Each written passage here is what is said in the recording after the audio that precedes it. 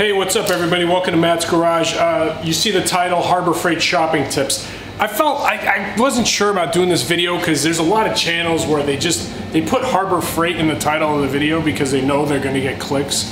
And I'm honestly not doing that for this. I'm doing it as part of my restoration and my show because I actually have learned some lessons from shopping Harbor Freight. So, first thing, I didn't know you could do this, but if you get the Harbor Freight coupons by mail, let me show you.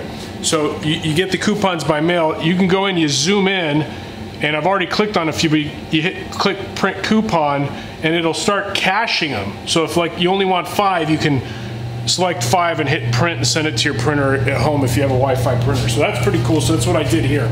So I guess that's tip number 1. Tip number 2, obviously plan out what you're gonna buy. You know, we get there, you know, and we're like, oh yeah, I could use that, I could use this. Really, try not to impulse buy unless you're like 150 miles away and you don't get to go that often. If you live close to one, just get what you need.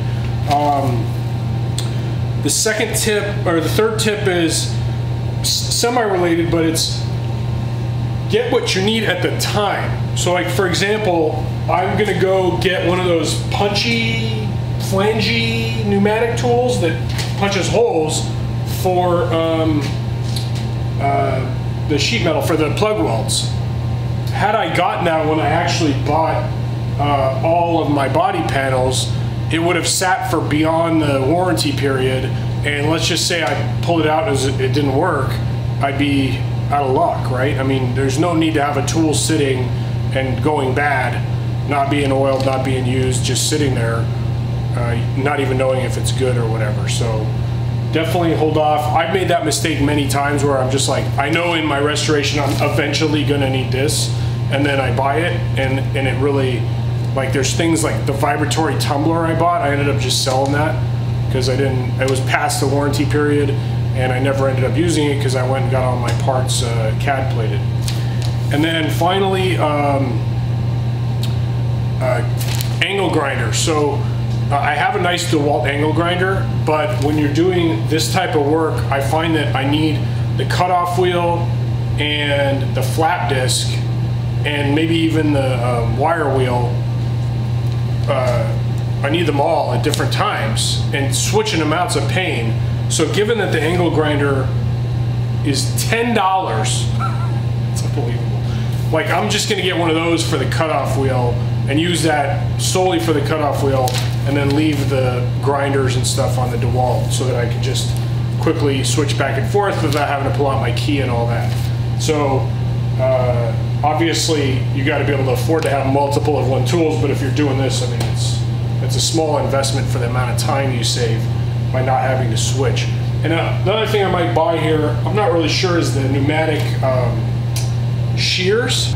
You know, the older pieces that I have, if I need to cut out a patch, use this to make a patch or something, I can just use the shears to cut something with a nice clean edge. So that's it. I'm about to go shopping. There's a sale. I mean, I can't, how can you pass up a sale at Harbor Freight? They're so infrequent. Oh, and sorry, one more thing.